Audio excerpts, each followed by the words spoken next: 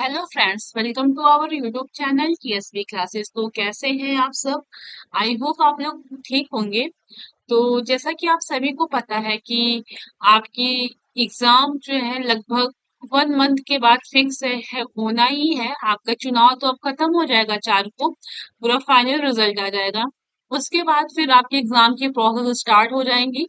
तो जून के last week में एग्जाम होना फिक्स है। अगर मान लीजिए जून में नहीं होता है तो जुलाई के फर्स्ट वीक में एग्जाम होगा ही। ना इससे डेट आपकी आगे होगी, ना इससे डेट आपकी पीछे होगी, क्योंकि जिस टाइम पे आपका एग्जाम होना है उसी टाइम पे होगा। अगस्त सितंबर में तो जाएगा नहीं, और मई में तो होने का कोई चांस ही नहीं है। इसलिए सारी अफवाहों को भूल जाइए और सिर्फ दिमाग में इस चीज को रखिए कि 30 दिन बाद एग्जाम है। और 30 दिन बाद एग्जाम है तो आप अगर अभी से तैयारी करेंगे, मैं उन बच्चों की बात कर रही हूँ जो बिल्कुल नहीं पढ़ते हैं, एग्जाम के पहले पढ़ना शुरू करते हैं।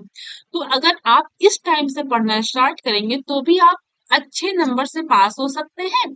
आपका परसेंटेज भी अच्छा बनेगा, प्लस क्या होगा, आपको चीजों का नॉलेज भी हो जाएगा।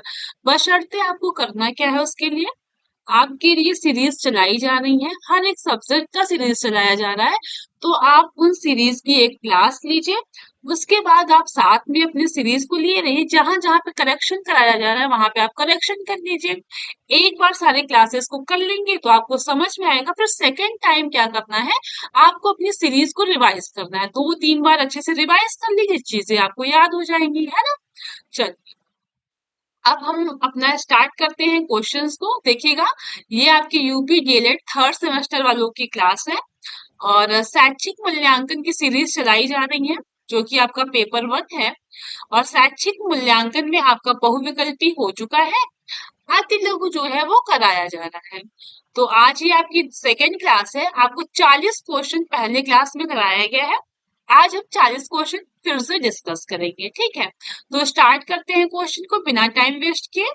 तो क्वेश्चन नंबर 41 में पूछ रहा है कि व्यापक मूल्यांकन के उद्देश्य बताइए। तो व्यापक मूल्यांकन होता क्या है, पहले वो समझ लेते हैं।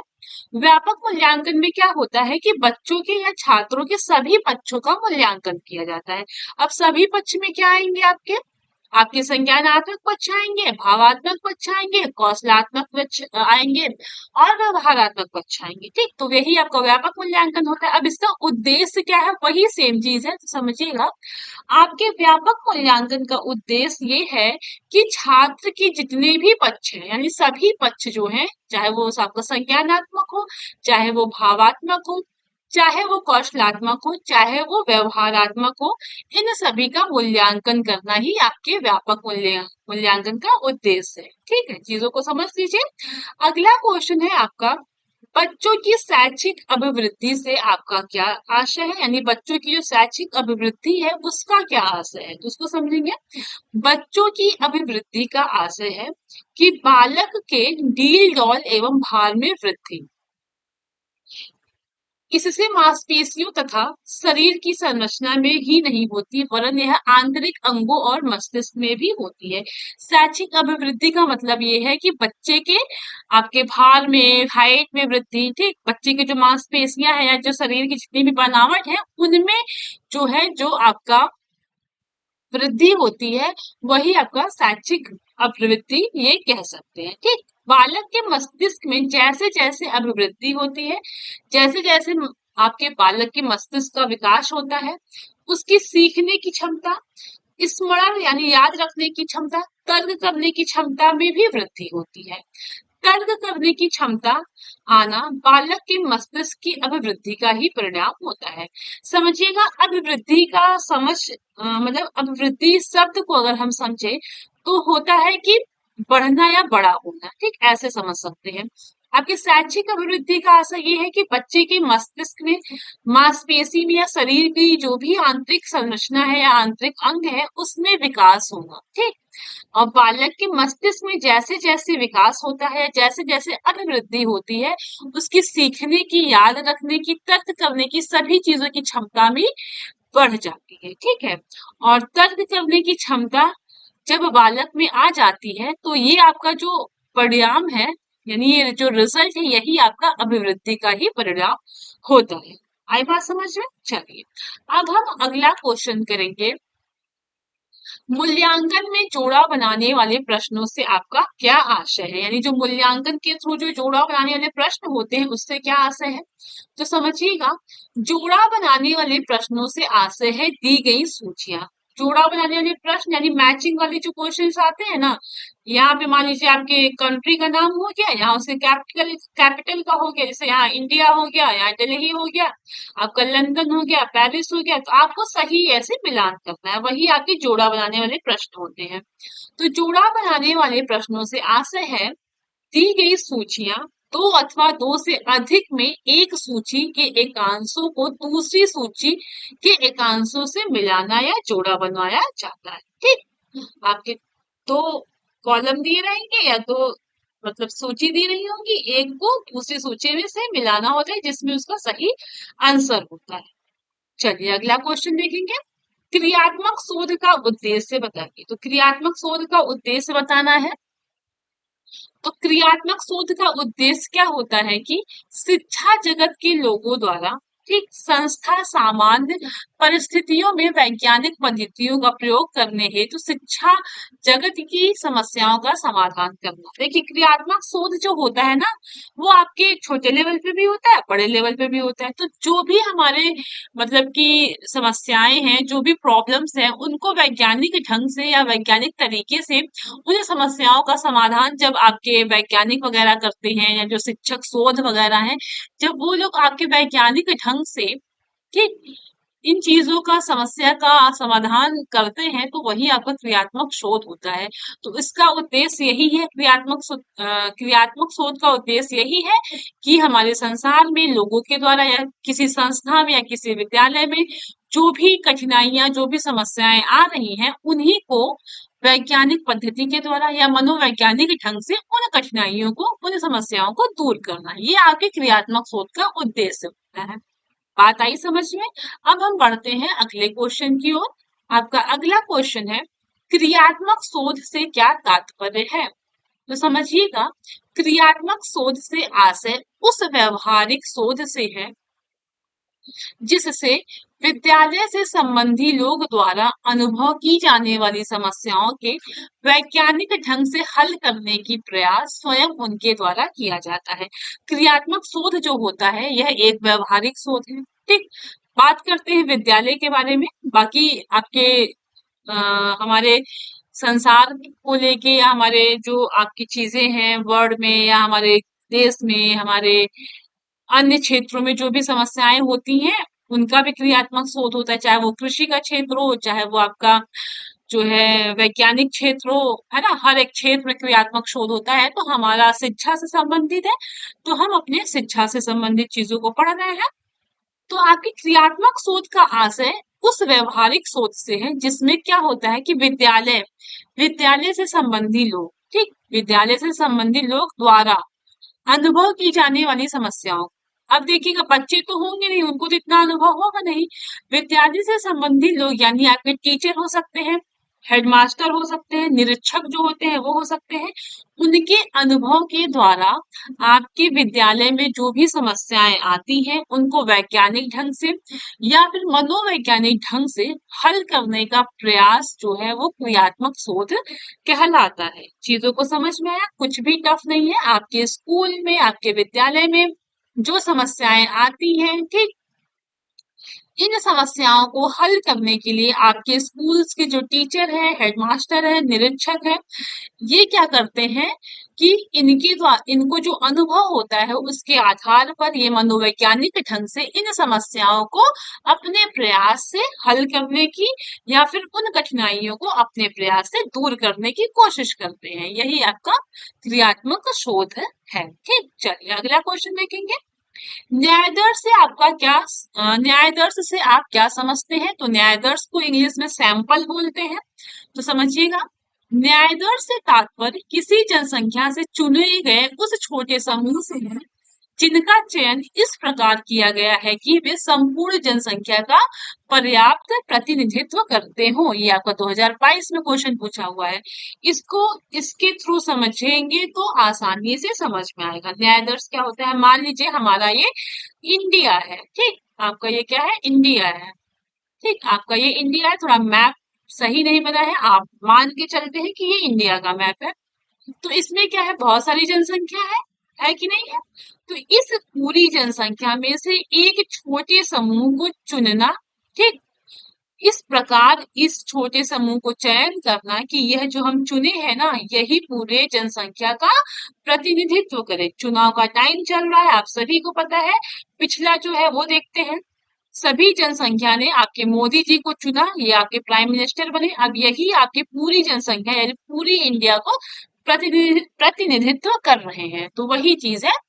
तो फिर से समझ लेते हैं, मान लेते हैं ये आपका गांव है छोटा सा, यहाँ पे सब आपके गांव के लोग हैं, तो ये आपकी जनसंख्या हो गई। अब इन्हीं जनसंख्या के द्वारा एक जो है छोटे समूह को, अब ये समूह मान लेते हैं आपके प्रधान लोग को है, ठीक, प्रधान को उन्होंने चुना। अब ये प्रधान इन जो जनसंख्या है ना, यही प्रधान इन जनसंख्या का प्रतिनिधित्व करेंगे, यही आपका न्यायाधीश है। आई होप आपको अच्छे से समझ में आया होगा, इससे ज्यादा इजी वे में कोई समझा नहीं सकता है। क्या होता है न्यायाधीश से तात्पर्य यही है कि किसी जनसंख्या से, जनसंख्या आपका गांव हो गया, ठीक, आपके गांव के लोगों ने एक छोटे से समूह को चुना है, जो आपका सरपंच यानी प्रधान है, जिनका चयन इस प्रकार किया जाता है। आप प्रधान को इसीलिए चुनते हैं कि आपके जो प्रधान होते हैं वो संपूर्ण जनसंख्या को, यानी आपके जो प्रधान जिनको आपने चुना है, ये संपूर्ण जनसंख्या यानी आपके पूरे गांव का अच्छे से प्रतिनिधित्व करे, ठीक, यही आपका न्यायाधीश होता है। चलिए फिर से देख लेते हैं।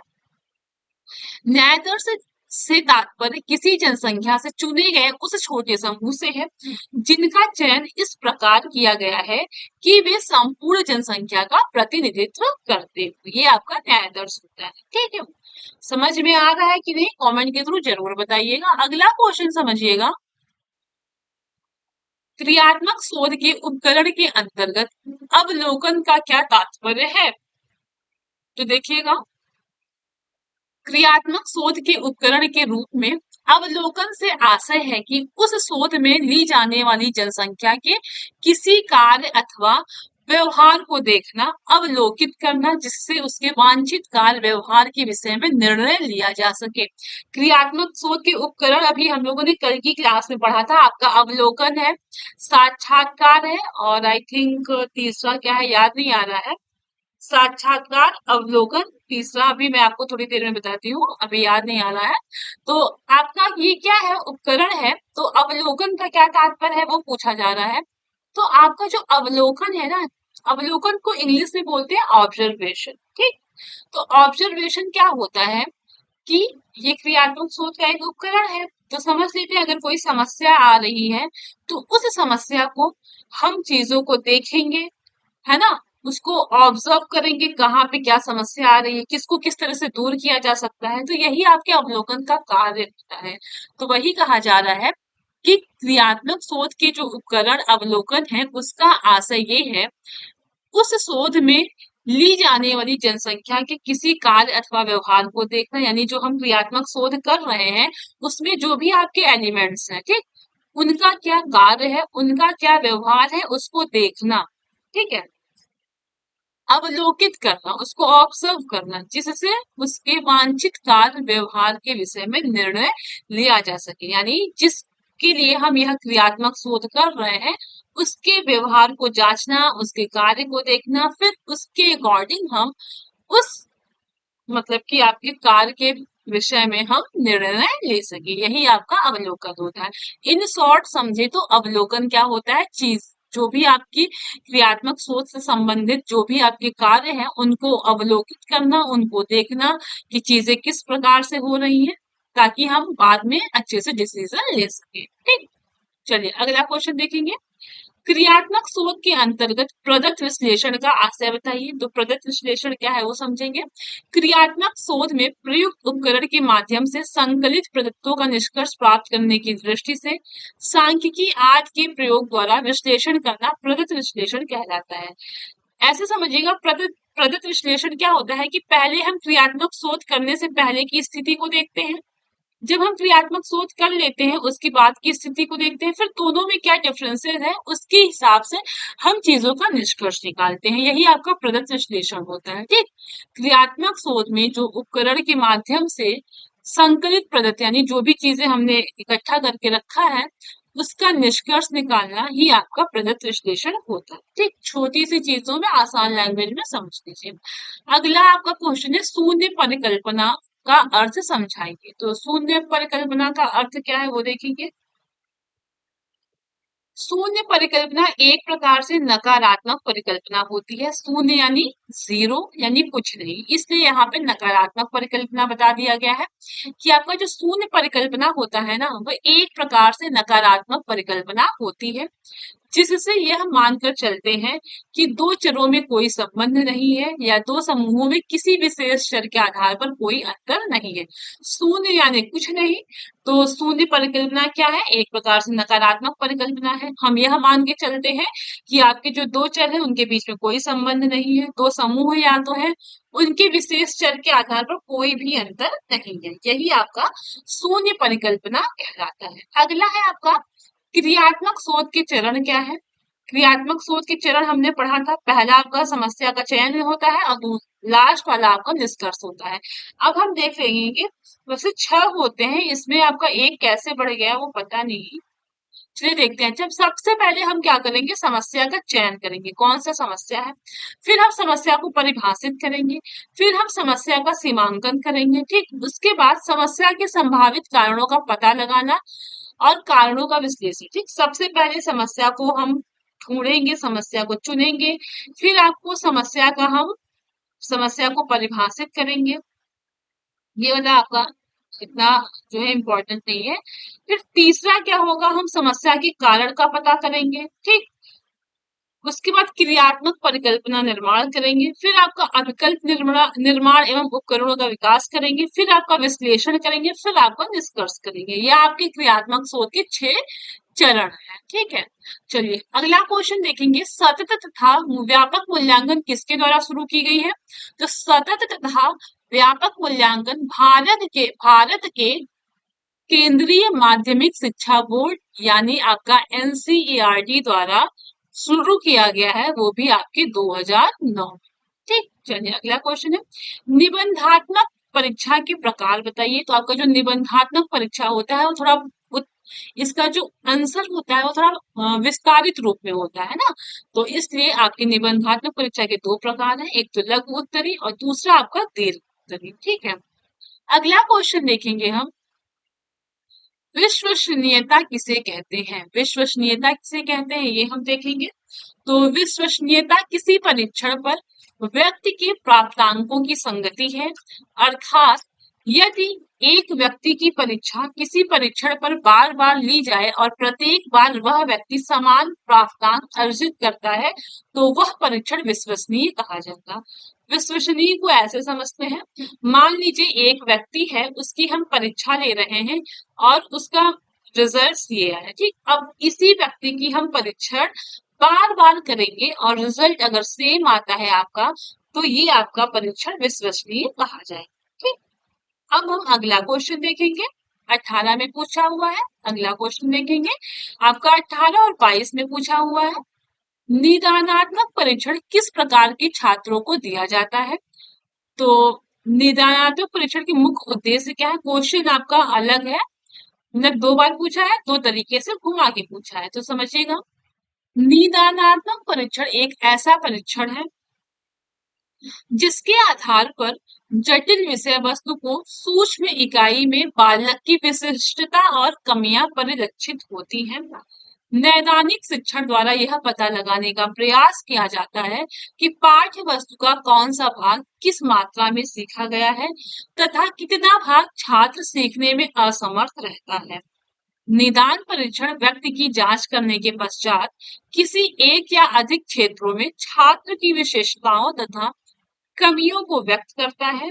यह परीक्षण विषय संबंधी कमियों का निदान करने उसके उपचार की व्यवस्था करता है। निदान ऐसे समझिएगा, निदानात्मक परीक्षण एक ऐसा परीक्षण है जिसके आधार पे हम यह पता करते हैं कि बच्चे ने कितना सीखा है, ठीक, या कौन सा पाठ्य वस्तु है जो बच्चों को बहुत कठिन लग रहा है यह ऐसा कौन सा भाग है जो बच्चों को नहीं समझ में आया है, या ऐसा कौन सा भाग है जहाँ पे छात्रों को कठिनाइयों का सामना करना पड़ रहा है, या ये पता करते हैं कि बच्चे को कहाँ पे कौन सी चीजें उनसे त्रुटियां हो रही हैं, कहाँ पे उनसे गलतियां हो रही हैं, उसी को आपका निदानात्मक परीक्षण कहते हैं। कुल मिला के निदानात्मक परीक्षण के द्वारा हम यह पता करते हैं कि बच्चे की कहाँ पे कौन सी कमी है, या बच्चे का कौन सा सब्जेक्ट वीक है, या तो कहाँ पे उसे कौन सी टॉपिक नहीं समझ में आता है। हम वहां निदानात्मक से समस्या का पहचान करते हैं, फिर उसके बाद उस समस्या का जो हम पहचान किए हैं उसको उपचारात्मक शिक्षण में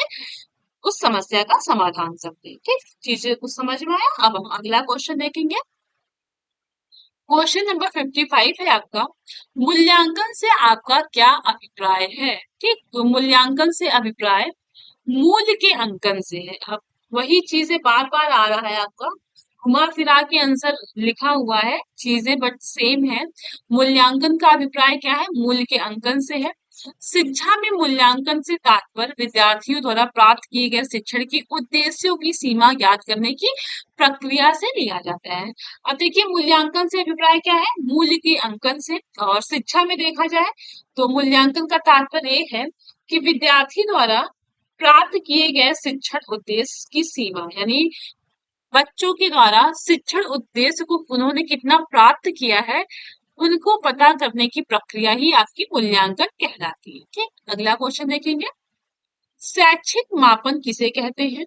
तो शैक्षिक मापन एक ऐसी वर्णनात्मक प्रक्रिया है जिसमें छात्र के साथ ही शिक्षा एवं उसकी व्यवस्था से संबंधित व्यक्तियों या वस्तुओं के किन्हीं गुणों या विशेषताओं का शैक्षिक उद्देश्य से क्रमबद्ध वर्णन किया जाता है। शैक्षिक मापन क्या है, एक वर्णनात्मक प्रक्रिया है। इसमें क्या होता है, छात्र के साथ ही शिक्षा एवं उसकी व्यवस्था जो भी से संबंधित व्यक्ति है या वस्तु है, उनके गुणों की विशेषताओं का शैक्षिक उद्देश्य से क्रमबद्ध वर्णन किया जाता है। ये आपका शैक्षिक मापन है।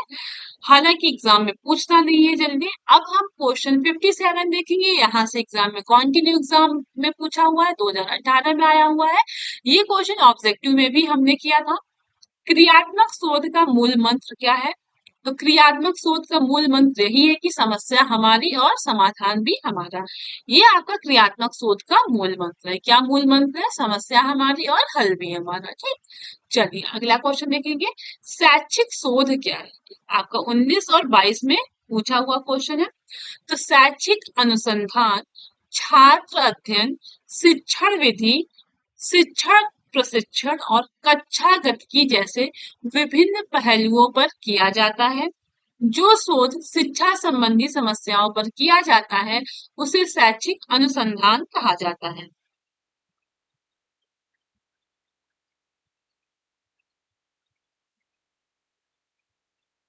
यहाँ पे एक चीज ध्यान दीजिएगा, आपका शोध लिख के आए चाहे अनुसंधान लिख के आए, दोनों एक ही चीज है। ठीक, दोनों एक ही चीज है। तो शैक्षिक अनुसंधान क्या होता है कि छात्र का जो अध्ययन है, शिक्षण की जो विधियां हैं, टीचर्स का जो ट्रेनिंग है, कक्षा की जो भी गति है, इन सभी पहलुओं पर किया जाता है। ठीक, कुल मिलाकर शिक्षा संबंधी समस्याओं पर जो शोध किया जाता है उसे ही शैक्षिक अनुसंधान कहा जाता है। ठीक, चलिए अब अगला क्वेश्चन देखेंगे। आपका 2019 और 22 में पूछा हुआ क्वेश्चन है, लिखित परीक्षा की उपयोगिता पूछ रहा है कि लिखित परीक्षा की उपयोगिता लिखिए। तो ये तो आप अपने से लिख सकते हैं। लिखित परीक्षा की पहली उपयोगिता ये है कि इसके द्वारा विचारों की अभिव्यक्ति के स्तर का पता चल जाता है। लिखित अभिव्यक्ति के द्वारा क्या होता है कि जो आपके विचार है, ठीक, उन सब का उनका लेवल या उनके स्तर का पता चल जाता है। जब आप लिखेंगे, आप अपने विचार को तो अभिव्यक्त करेंगे ना, उससे पता चल जाएगा कि आप किस स्तर तक आप क्या सोचते हैं, आपका क्या स्तर है। ठीक, अगला है, लिखित परीक्षा के द्वारा छात्र के भाषा ज्ञान की जानकारी प्राप्त होती है। लिखता है जब बच्चा, तो उसने कैसा लैंग्वेज यूज किया है उसकी भी जानकारी प्राप्त होती है। ठीक, अगला है, लिखित परीक्षा द्वारा प्रस्तुतिकरण की शैली का ज्ञान होता है। अब लिखित परीक्षा में क्या होता है आपके कि बच्चे ने कैसा प्रेजेंटेशन किया है, यानी उसने उस क्वेश्चन को किस तरीके से लिखा है, किस तरह से प्रेजेंट किया है, उसके बारे में भी पता चल जाता है। ठीक है, अगला क्वेश्चन देखेंगे। सामाजिक कौशल मूल्यांकन के उपकरण कौन कौन से हैं? तो सामाजिक कौशल मूल्यांकन के उपकरण आपके प्रत्यक्षीकरण है, समायोजन है, निर्देशित अनुक्रिया है, यंत्रीकरण है और जटिल प्रत्यक्ष अनुक्रिया है। ये सब आपके सामाजिक कौशल मूल्यांकन के उपकरण है। ठीक। अब अगला क्वेश्चन देखेंगे, 2019 में पूछा हुआ है, सामाजिक दृष्टिकोण से मूल्यांकन की आवश्यकता क्यों है, लिखिए। यानी पूछ रहा है कि आपके मूल्यांकन की आवश्यकता क्यों है, वो भी सामाजिक दृष्टिकोण से। तो देखते हैं, पहला है आपका, मूल्यांकन के द्वारा बालक के विषय में उपयोगी सूचनाएं प्राप्त होती हैं। ठीक है, यानी मूल्यांकन के द्वारा हम बालक के बारे में जो भी चीजें उपयोगी है उन सब के बारे में पता करते हैं, जिनका सामाजिक व्यवस्था बनाने में प्रयोग किया जा सकता है। ठीक है। अगला है आपका, मूल्यांकन से व्यक्तिगत भिन्नताओं का ज्ञान होता है, इसी ज्ञान से व्यक्तिगत शिक्षण ये आपके सामाजिक दृष्टिकोण से मूल्यांकन की आवश्यकता। ठीक है, अगला क्वेश्चन देखेंगे, मौखिक अभिव्यक्ति के साधन कौन कौन से हैं? तो मौखिक अभिव्यक्ति के साधन क्या है आपके? भाषा है, व्याकरण है और बोली है।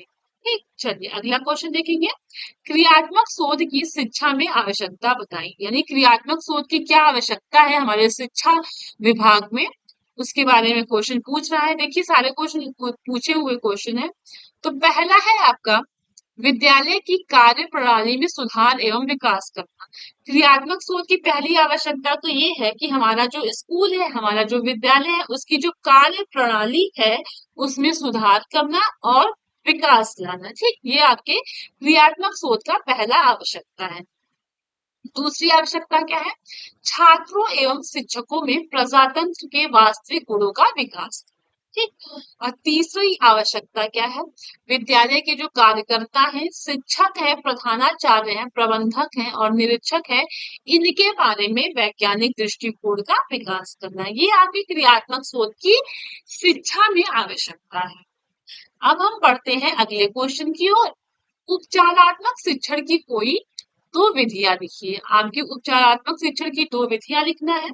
तो पहली विधि ये है, छात्रों की त्रुटियों एवं कमियों को समय समय पर शुद्ध करना। ठीक।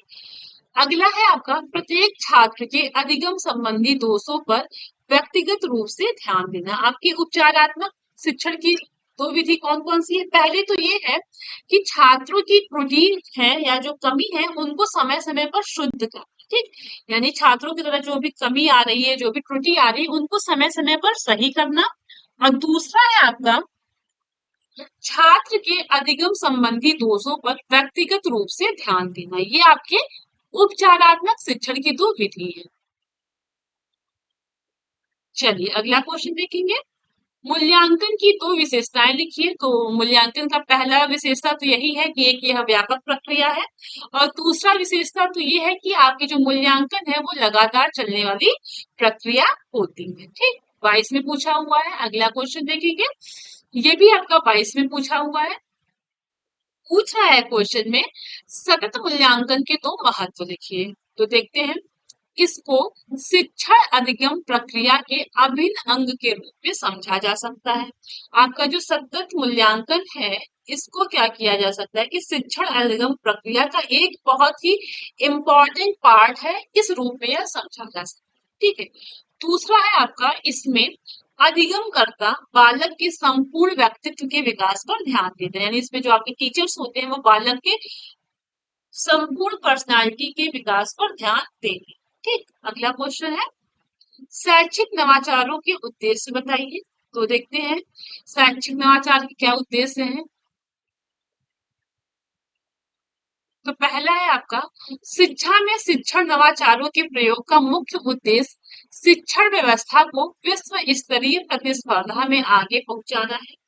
ठीक है, यानी शिक्षा में जो शिक्षण नवाचार का प्रयोग है उसका मुख्य उद्देश्य ये है कि शिक्षण की जो व्यवस्था है उसको विश्व के स्तर पे ठीक आगे पहुंचाना है। यानी कंपटीशन तो हर एक कंट्री में है, तो विश्व स्तर पे जो कंपटीशन है उसमें जो है क्या करना है, शिक्षण व्यवस्था को आगे पहुंचाना है, जिससे कि संसार में हमारी शिक्षा प्रणाली आदर्श रूप में जानी जाए। जिससे क्या हो कि हमारी जो शिक्षा प्रणाली है वो पूरे आपके आ, मतलब पूरे संसार के लेवल पे अच्छी मानी जाए। चलिए अगला देखेंगे, शिक्षण में अधिगम प्रक्रिया को सरल एवं प्रभावी बनाना, यानी आपके शैक्षिक नवाचार का उद्देश्य ये है कि जो शिक्षण में अधिगम प्रक्रिया है इसको सरल और प्रभावी बनाना। ठीक, अगला है आपका छात्रों का सर्वांगीण विकास करना, जिससे कि छात्रों में अंतर्निहित प्रतिभाओं का विकास किया जा सके, यानी छात्रों का सर्वांगीण यानी सभी क्षेत्रों में विकास करना, जिससे क्या हो कि छात्रों के अंतर्निहित जो भी प्रतिभा है, उनकी जो भी प्रतिभा है, जो भी हुनर है, उनका विकास किया जा सके। ठीक, अगला है आपका छात्रों एवं शिक्षकों का नवीनतम वैज्ञानिक दृष्टिकोण का विकास लाना है, जिससे कि वे अंधविश्वास एवं कुरीतियों से दूर रहे। छात्रों के अंदर और शिक्षक के अंदर नवीन ऐसे दृष्टिकोण का विकास करना है, जिससे कि क्या हो कि वो अंधविश्वास जैसी चीजों में कुरीतियां जो है उन सबसे दूर रह सके। ठीक है, अब अगला हम देखेंगे question number sorry point number 5 है शैक्षिक नवाचारों का प्रमुख उद्देश्य छात्रों द्वारा प्राप्त ज्ञान को स्थायी बनाना है, क्योंकि जब छात्र क्रियाशील होकर ज्ञान प्राप्त करेंगे तो वह ज्ञान स्थायी होगा। ये आपके शैक्षिक नवाचार के उद्देश्य है। अब हम देखेंगे अगला क्वेश्चन आपका 2022 में पूछा हुआ है गणितीय कौशल का संक्षेप में बताइए, यानी गणितीय कौशल क्या होता है उसको संक्षेप में बताना।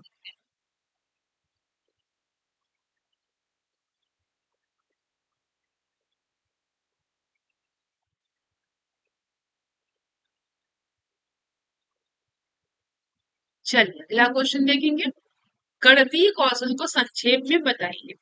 तो गणितीय कौशल के अंतर्गत शीघ्रता एवं शुद्धता से गणना करने की योग्यता, यानी गणितीय कौशल का मतलब क्या होता है, शीघ्र यानी जल्दी से, शुद्ध यानी बिल्कुल करेक्ट, शुद्ध यानी बिना किसी गलती के साथ गणना करने की योग्यता। गणितीय कौशल क्या होता है कि अच्छे से कैलकुलेशन करना, शुद्धता से कैलकुलेशन करना, जल्दी कैलकुलेशन करना, यही आपका गणितीय कौशल होता है। ठीक, अब ये समझिएगा फिर से, गणितीय कौशल के अंतर्गत शीघ्रता एवं शुद्धता से गणना करने की योग्यता हो गया। ठीक, दूसरी योग्यता क्या होगी, तार्किक ढंग से विचार करने की योग्यता। ठीक, क्रम व आकृतियों को पहचानने व उनमें अंतर करने की योग्यता। ठीक है, दैनिक जीवन की साधारण समस्याओं में गणितीय प्रत्ययों के प्रयोगों की योग्यता आदि को शामिल किया जाता है, जिनका बालक में विकास किया जाना आवश्यक है। कहने का मतलब ये है कि गणितीय कौशल क्या होता है कि बच्चों में गणित से संबंधित हर एक योग्यता को योग्यता का विकास करना, जिससे क्या हो कि बालक की जो डेली लाइफ की चीजें हैं या मैथ से संबंधित जो भी चीजें हैं उनमें उनका विकास हो सके और उनको कोई कठिनाई ना हो। अब इसमें क्या क्या योग्यता आएगी उसको देख लेते हैं। शीघ्रता एवं शुद्धता से गणना करने की योग्यता होनी चाहिए, तार्किक ढंग से विचार करने की योग्यता, क्रम व आकृतियों को पहचानने व उनमें अंतर करने की योग्यता, दैनिक जीवन की साधारण समस्याओं में गणितीय प्रत्ययों के प्रयोग की योग्यता, इन सब ये सारी योग्यता आपकी गणितीय कौशल के अंतर्गत आती है। ठीक, जिनका क्या होता है बालक में विकास किया जाना आवश्यक है। आई बात समझ में। अगला क्वेश्चन देखेंगे भाषाई कौशल से आप क्या समझते हैं। तो समझिएगा भाषा कौशल से हमारा तात्पर्य बालक के भीतर विभिन्न भाषाई कौशल या भाषा संबंधी दक्षताओं का विकास करने से है। ठीक, भाषा कौशल से तात्पर्य क्या है कि बालक के अंदर उसके भाषा कौशल से संबंधित चीजों का विकास कर। बालक के जीवन में जितना महत्व भाषा का है उतना महत्व अन्य किसी वस्तु का नहीं है। कहने का मतलब ये है कि बालक के जीवन में जितना इम्पोर्टेंस भाषा का है ना उतना महत्व और किसी का है ही नहीं। क्यों, क्योंकि बालक को सुनना बोलना पढ़ना लिखना ये सब क्या है भाषा के ही तो संबंधित कौशल, मतलब भाषा से ही चीजें तो संबंधित है। बिना भाषा के तो वो ना तो पढ़ सकता है ना किसी से अपनी बातें कह सकता है ना वो बोल सकता है। तो इसलिए भाषा को बहुत ही जो है महत्वपूर्ण बताया गया है। ठीक है, बालक के भीतर भाषा संबंधी कौशल जैसे आपका सुनना बोलना पढ़ना लिखना आदि का विकास करना अत्यंत आवश्यक है। ठीक है, अगला क्वेश्चन देखेंगे परीक्षण और मापन की किन्हीं दो समानताओं को बताइए, यानी परीक्षण और मापन में दो जो समानताएं हैं उनको बताना है। तो आपकी जो परीक्षण है और मापन है दोनों ही क्या है, मूल्यांकन की प्रोसेस है। आपका मतलब कि समानताएं बतानी है, अंतर नहीं बताना है। तो परीक्षण और मापन दोनों ही आपकी क्या है, एक मूल्यांकन करने की प्रक्रिया है। ठीक। दूसरा, दोनों शिक्षण के अभिन्न अंग है, यानी आपका परीक्षण और मापन दोनों ही शिक्षण के एक महत्वपूर्ण अंग है। यही आपका परीक्षण और मापन में समानताएं हैं। अगला क्वेश्चन देखेंगे। पूछ रहा है क्वेश्चन में, मौखिक परीक्षा के दो गुण लिखिए, यानी मौखिक परीक्षा के दो गुण लिखना है। तो पहला गुण क्या है, मौखिक परीक्षाएं निदानात्मक कार्यों के लिए अति उपयोगी है, यानी आपकी जो मौखिक परीक्षाएं होती हैं वो जो निदानात्मक कार्य होते हैं उनके लिए बहुत ही उपयोगी है। दूसरा है आपका, छात्रों में आत्मविश्वास जागृत करती है। ठीक, छात्रों में क्या होता है, सेल्फ कॉन्फिडेंस पैदा करता है। अगला क्वेश्चन देखेंगे, क्रियात्मक शोध का मूल आधार बताइए। तो क्रियात्मक शोध का मूल आधार ये है कि समस्या भी हमारी और समाधान भी हमारा। ये क्रियात्मक शोध का ना मूल आधार है। ठीक, क्या है, मूल आधार है। चलिए अगला क्वेश्चन देखेंगे, मूल्यांकन क्या है। तो मूल्यांकन लगातार चलने वाली प्रक्रिया है जिसमें क्या होता है, शैक्षिक उद्देश्यों की प्राप्ति की जांच की जाती है, यही आपका मूल्यांकन। अगला क्वेश्चन 2019 में पूछा हुआ क्वेश्चन है, परिकल्पना क्या है।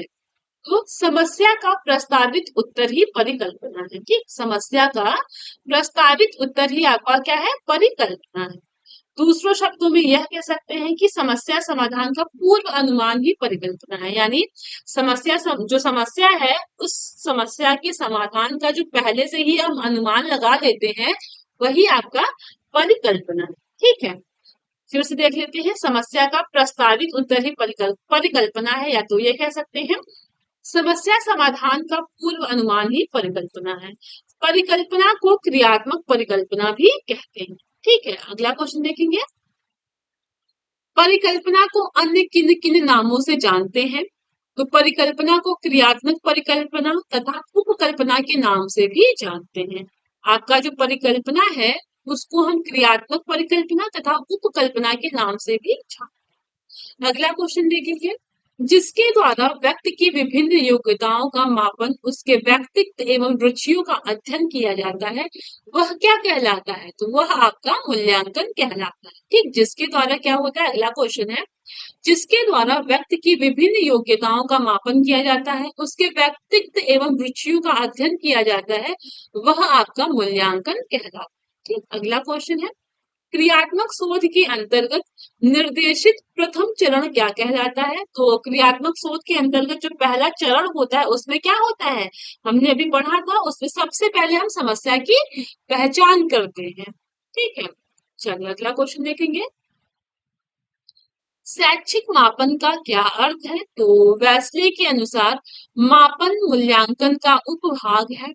मापन को मध्यमान, अंक, मात्रा, औसत तथा प्रतिशत आदि शब्दों द्वारा व्यक्त किया जाता है। मापन मात्रात्मक होता है, मापन का संबंध केवल भौतिक गुणों से होता है। ठीक, अगला क्वेश्चन देख लेते हैं, समस्या का प्रस्तावित उत्तर क्या कहलाता है। तो समस्या का प्रस्तावित उत्तर आपका परिकल्पना कहलाता है। चलिए अगला क्वेश्चन देखते हैं, एक ऐसा परीक्षण जो बार बार प्रयोग करने पर एक जैसा परिणाम देता है कहलाता है। तो वो आपका विश्वसनीयता कहलाता है। ठीक, चलिए अगला क्वेश्चन देखेंगे, मूल्यांकन के प्रमुख प्रकार बताइए। तो मूल्यांकन के आपके दो प्रकार हैं।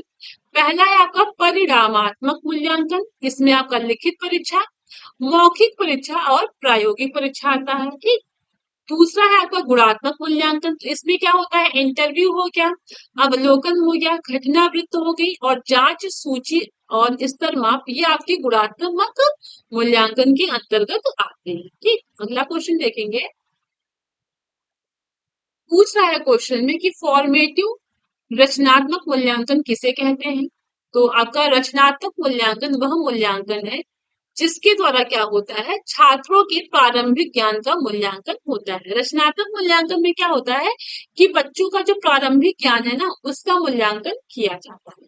फिर से समझ लेते हैं, प्रो एस के दुबे जी के अनुसार कि रचनात्मक मूल्यांकन का अर्थ छात्र में होने वाले उस व्यवहारगत परिवर्तन की ओर संकेत करता है जिससे कि वह सैद्धांतिक विषयों से प्रायोगिक विषयों की ओर अग्रसर होता है। अर्थात इसमें छात्र द्वारा अपने प्राप्त ज्ञान का दैनिक जीवन में प्रयोग करने का मूल्यांकन किया जाता है। ये आपका रचनात्मक या फिर फॉर्मेटिव मूल्यांकन होता है। चलिए अगला क्वेश्चन देख लेते हैं।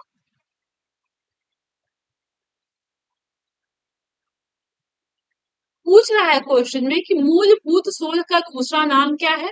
तो मूलभूत शोध का दूसरा नाम आपका मौलिक शोध है। ठीक, अगला क्वेश्चन देखते हैं।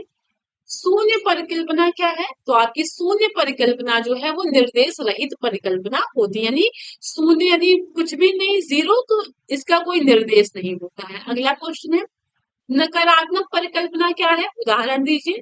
तो नकारात्मक परिकल्पना में परिकल्पना का कथन होता है, जैसे MDS से बच्चों के नामांकन में कमी होना, ये आपका नकारात्मक परिकल्पना है।